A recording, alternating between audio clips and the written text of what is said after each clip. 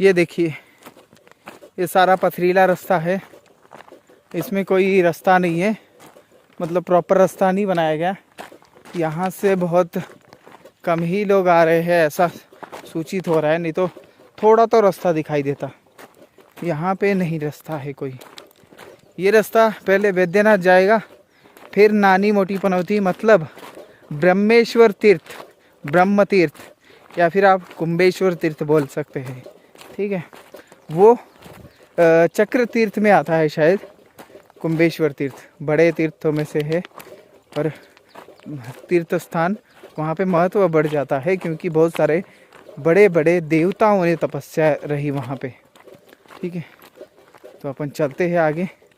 थोड़ा सा थकान हो रही है और पसीना भी आ रहा है, और 12 बजे का टाइम है ये, इसलिए थोड़ी सी दिक्कत हो रही है, धूप की वजह से गर्मी हो रही है। देखिए ये पथरीला सारा इलाका, ये मैं अभी पार करके आया हूँ, पसीना पसीना हो चुका हूँ। ऐसे चढ़ना पड़ता है ऊपर, इसके ऐसे करते करते रास्ता बनाते हुए जाना पड़ता है आगे। कोई रास्ता नहीं, और पत्थर है, चट्टाने और रेत और पत्थरों से मिली हुई, ऐसे करते करते जाना है आगे। थोड़ा कठिन रास्ता है, और धूप के टाइम पे तो और भी कठिन हो गया है ये। देखिए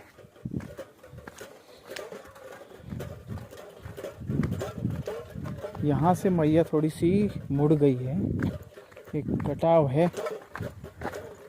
और ये देखिए इधर से इतना सारा गिर चुका है, इसमें थोड़ा संभल के आना पड़ता है, मिट्टी का सारा गिर गया। और ये पत्थर देखिए ना कैसे हो गए, बरसों से पानी लगता आ रहा है इनको, तब ऐसे हो गए।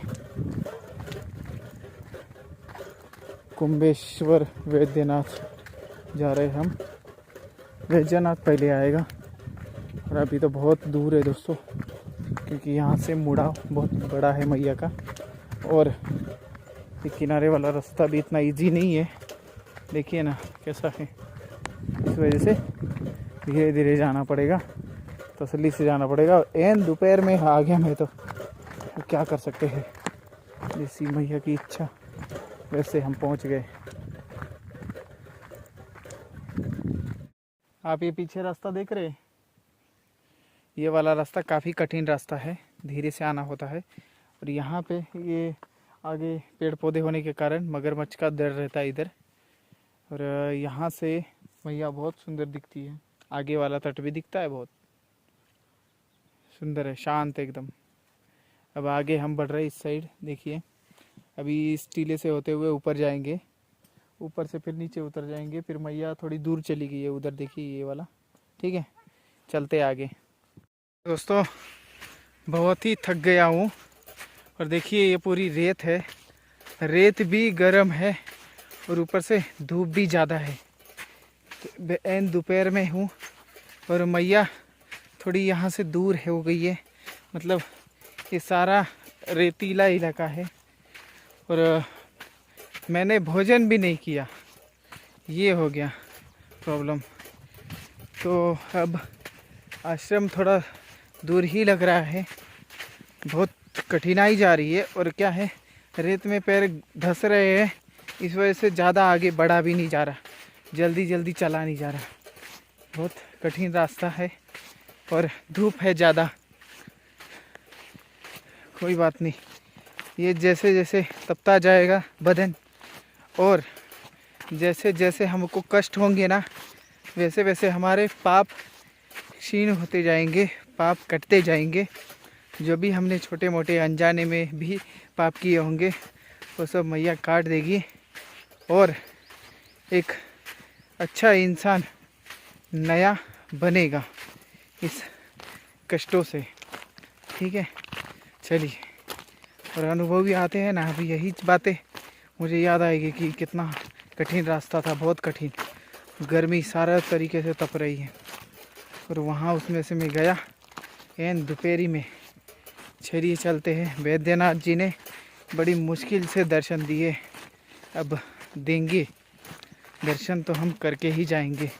जाने के तो मैं रेत से भी ये रोड से भी जा सकता था, लेकिन देखिए पूरी रेत है और ऐसे जाना पड़ रहा है।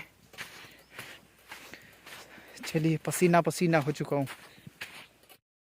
किनारे से आ रहा था और अभी जान में जान आई। यहाँ पे एक रास्ता आश्रम की तरफ जा रहा है, वैद्यनाथ महादेव की तरफ। और ये रास्ता भी देखिए रेती रेती है। ये क्या है, रेती। बहुत मेहनत पड़ती है रेती में चलने से, लेकिन ठीक है, चलते हैं। जान तो बची नहीं कुछ।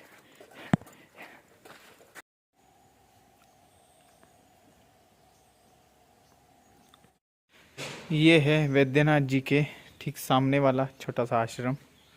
छोटा सा है, सुंदर सा है। ये देखिए,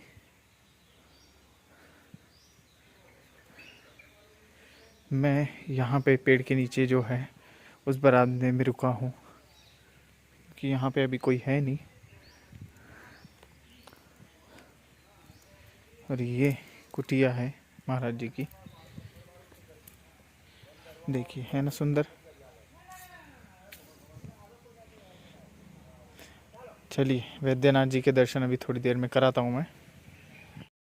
ये देखिए, यहाँ पे धूना दर्शन, साधु जी का धूना है।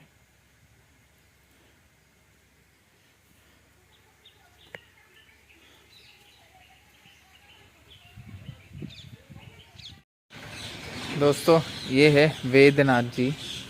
देखिए यहाँ पक्षी कितना बोल रहे। बहुत सुंदर मंदिर है। देखिए, ये देखिए, बहुत सुंदर मंदिर और बहुत भव्य मंदिर है। और इतना सॉलिड मंदिर है कि क्या बताएं। शिवलिंग तो बहुत पुराना है। चलिए, इनके बारे में थोड़ा सा बताता हूँ कि हुआ क्या था एग्जैक्टली। तेजोनाथ क्यों बोलते, तेजोनाथ पहले, वेदनाथ बाद में पड़ा नाम, ठीक है दोस्तों। इस मंदिर का नाम तेजोनाथ इसलिए पड़ा क्योंकि एक बार ब्रह्मा जी ऐसे ही बैठे थे, तब उनके ललाट से रुद्र जी मतलब शिव जी उत्पन्न हुए, ठीक है। और दो चीज़ें हैं इसमें थोड़ा आवाज़ गूंज रही है, मैं बाहर ही जाके बताता हूँ। देखिए, जब भगवान ब्रह्मा जी यहाँ पे बैठे थे शैया में अपने, तब आकाशवाणी हुई कि सृष्टि की निर्माण करो भगवान, सृष्टि का निर्माण करो। जब ये कल्प खत्म हो गया तब जब ये आकाशवाणी होते ही वो विचार करने लग गए कि भाई सृष्टि निर्माण कैसे करूं मैं अब फिर से। फिर ये जब चिंता में डूबे थे, तब उनके ललाट से शिवजी उत्पन्न हुए। शिवजी जब उनके सन्मुख आए, जैसे ही उत्पन्न हुए वैसे ही वो रोने लग गए, ठीक है। तो ब्रह्मा जी ने उनका नामांकरण किया कि तुम जन्म लेते ही रोने लग गए, इसका नाम, आपका नाम रहेगा रुद्र, ठीक है। तो रुद्र नाम से वो प्रचलित हुए। फिर और बेटे होने के कारण, ब्रह्मा जी के बेटे होने के कारण, उनसे उत्पन्न होने के कारण उन्होंने आज्ञा दी कि रुद्र जी आप सृष्टि निर्माण करो, ठीक है। तो उन्होंने 500 करोड़ अपने जैसे ही सेम रुद्र उत्पन्न कर दिए। और इतने खतरनाक और विकराल रुद्र थे, वो आपस में ही लड़ते थे वो सारे 500 करोड़ रुद्र सारे सृष्टि में, तो वो आपस में ही लड़ते थे। तो भगवान ब्रह्मा जी तो भाई डर गए, बोले देवता जी रहने दो, आप ये फिर से मत करिए आप, और ऐसी सृष्टि नहीं चाहिए जैसे कि भाई इतने विकराल रुद्र आपस में ही लड़ रहे हैं। तो उन्होंने शिव जी को मना कर दिया। फिर उन्होंने खुद से सृष्टि रची। ये सृष्टि रचाने के बाद में और उसका संहार का काम उनको हो गया। अब इसमें दो चीज़ें है, देखिए। अगर शिवजी के ब्रह्मा जी के बेटे शिवजी हैं, तो आकाशवाणी किसने की? आकाशवाणी करने के बाद में उनको आज्ञा मिली थी सृष्टि रचने की, तो वो आकाशवाणी शिवजी की थी, ठीक है। उन्होंने खुद से लीला करना है, सभी लीला में यही, लीला में ये सब ये होता है, ठीक है। तो ये उनके ललाट से जो तेज निकला, ठीक है, तेज से ये रुद्र उत्पन्न हुए, ठीक, शिवजी उत्पन्न हुए, उसी के नाम से तेजोनाथ है, ठीक है। उन्होंने जब सृष्टि रची, तभी तेजेश्वर महादेव की, तेजोनाथ महादेव की स्थापना की ब्रह्मा जी ने, और इनका वो जो उत्पन्न हुआ था वो तेज इस शिवलिंग में प्रस्थापित करके उन्होंने यहाँ पे रख दिया। ठीक, अब ये तो थी तेजोनाथ की कहानी। ठीक है, तेजोनाथ की कथा थी कि भाई शिवजी उत्पन्न हुए, फिर तेजोनाथ नाम पड़ा। ठीक है, उनके तेज से। फिर इसके बाद में इसका वैद्यनाथ कैसे नाम पड़ा? जब तेजोनाथ जी की ख्याति पूरे ब्रह्मांड में बहुत थी, तेजोनाथ की कहानी मतलब तेजोनाथ की ख्याति। फिर उसके बाद वराह कल्प आया। वराह कल्प की कहानी है ये कथा कि वराह कल्प में अश्विनी कुमार आए। तब अश्विनी कुमारों को आज्ञा हुई ब्रह्मा जी से, मतलब सभी के व्याधियां हरण करने का कार्य करिए। सब व्याधियां मतलब जो बीमारी वगैरह होगी सबकी वो पूरी दूर करिए। ठीक है, तो अश्विनी कुमारों को पता नहीं लग रहा था कि कैसे करे, ये कहाँ से शुरुआत करे। तब ऐसे ही भ्रमण करते करते नर्मदा जी के नारद जी मिल गए। नारद जी को पूछा कि भाई कैसे करें हम। नारद जी ने बोला आप ऐसा करिए, एक सिद्ध स्थान है नर्मदा जी के कराने, तेजोनाथ महादेव जी। ठीक है, आप वहाँ पे जाइए और आपके सवालों का जवाब मिल जाएगा, और शिव जी की आराधना करिए, शिव जी आपको सब कुछ बता देंगे। फिर ऐसा ही उन्होंने किया। यहाँ पे शिव जी उन पे प्रसन्न हुए। उन्होंने वरदान स्वरूप में मांगा कि हम सभी की व्याधियाँ पूरी कर सके, इस लायक हमें बना दो। तो यहाँ पे उन्हीं को वरदान मिला कि जाओ, आज से आप लोग सभी की व्याधियाँ हरण करोगे। तो इसलिए यहाँ का तेजोनाथ का नाम वैद्यनाथ हुआ। चलिए आइए अब वैद्यनाथ जी के दर्शन करते हैं। बहुत ही सिद्ध स्थल है। अलग अलग यहाँ पे लोगों ने, बहुत बड़े बड़े लोगों ने अपने अपने काल में तपस्या की है, और इसकी ख्याति देवताओं में भी प्रचलित है। ठीक है, इंसान में नहीं, देवताओं में भी बहुत प्रचलित है तेजोनाथ की कहानी। चलिए हम चलते हैं तेजोनाथ जी के दर्शन करने। मैं बहुत देर बैठा था दोस्तों, आने के बाद में आप दर्शन कर लीजिए।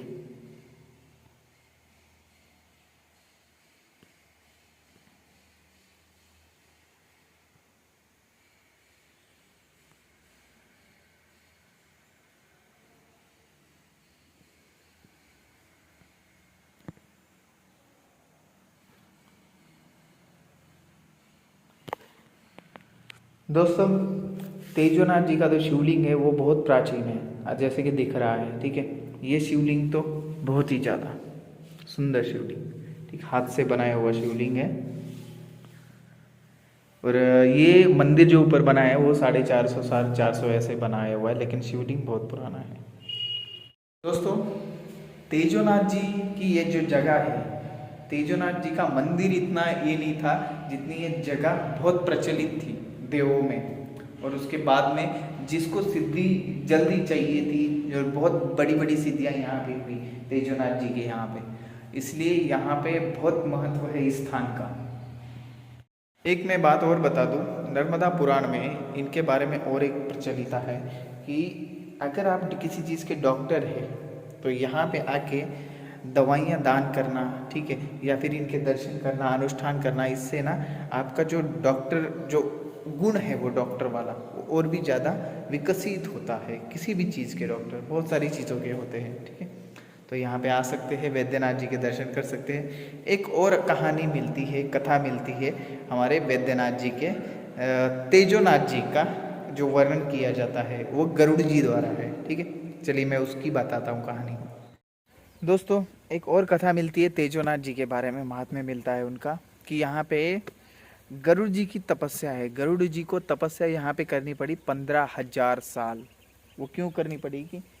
क्योंकि एक बार विष्णु जी अपनी शैया पे, शेष शैया पे लेटे थे, लक्ष्मी जी यहाँ पे उनके चरण दबा रहे थे। तब गरुड़ जी सोचने लग गए कि लक्ष्मी जी खुद विष्णु जी के चरण दबा रहे और ऋषि मुनि यहाँ के दर्शन के लिए आते हैं, तो मैं ऐसे स्वामी के, मतलब जो चराचर में रहने वाले, वो चराचर को अपने अंदर रखने वाले, ऐसे स्वामी को आप खुद धारण करता हूँ। मतलब मेरे ऊपर बैठ के वो कहीं भी जाते हैं, मेरे बिना तो कहीं जा ही नहीं सकते। ऐसा उनको अहंकार हो गया था गरुड़ जी को। ठीक है, तो इतना चराचर को जानने वाले विष्णु जी उनकी मंशा को भी जान गए थे। ठीक है, फिर उसके बाद में क्या हुआ, एक दिन फिर जब जाना था कहीं पे उड़ के, तब उन्होंने थोड़ा सा पैर अपना भारी कर लिया। उस भारी, थोड़े से भारी करने के वजह से गरुड़ जी को खून की उल्टियां होने लगी, इतना भार हो गया था। ठीक है, तब गरुड़ जी का अहंकार वहीं पे खत्म हो गया। तब विष्णु जी ने बोला कि आपको अहंकार हो गया है गरुड़, और आपका तेज और ज्ञान दोनों शून्य हो चुका है। इस वजह से आपको अब तपस्या करके फिर से प्राप्त करना पड़ेगा। तो जाइए नर्मदा जी के किनारे, और वहाँ पे सिद्धि आपको जल्दी प्राप्त होगी। जल्दी का मतलब सोचते हैं 15,000 साल, इतना जल्दी।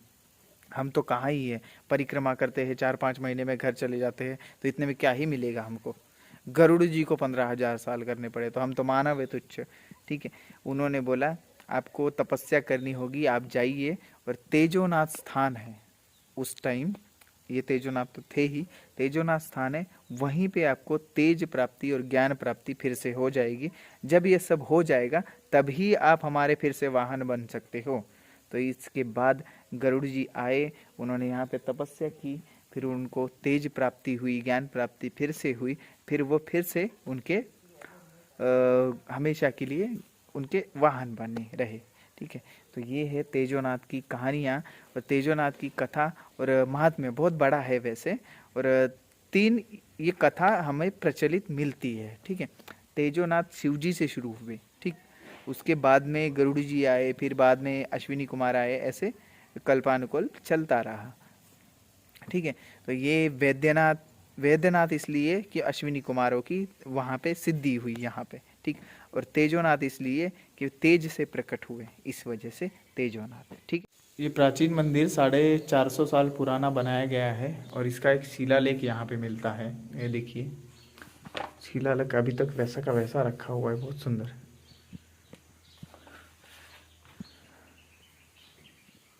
और बहुत सुंदर मंदिर बनाया गया है, मंडप के साथ गर्भगृह है।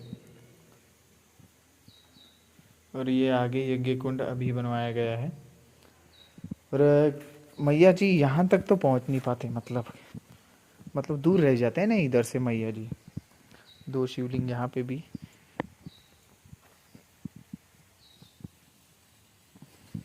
बहुत सुंदर स्थान, आप यहाँ आ सकते हैं, मुझे तो बहुत अच्छा लगा। और बहुत पवित्र भी है, और शिवलिंग तो बहुत भयंकर। हम यहाँ पे रुके हैं, और ये रहा मंदिर भगवान तेजोनाथ का। हम 2 परिक्रमावासी है यहाँ पे। यहाँ पे ज़्यादा परिक्रमावासी आते नहीं है शायद, कुछ रोड का मार्ग है, ये थोड़ा ज़्यादा घूम के जाता है, इस वजह से यहाँ पे नहीं आते।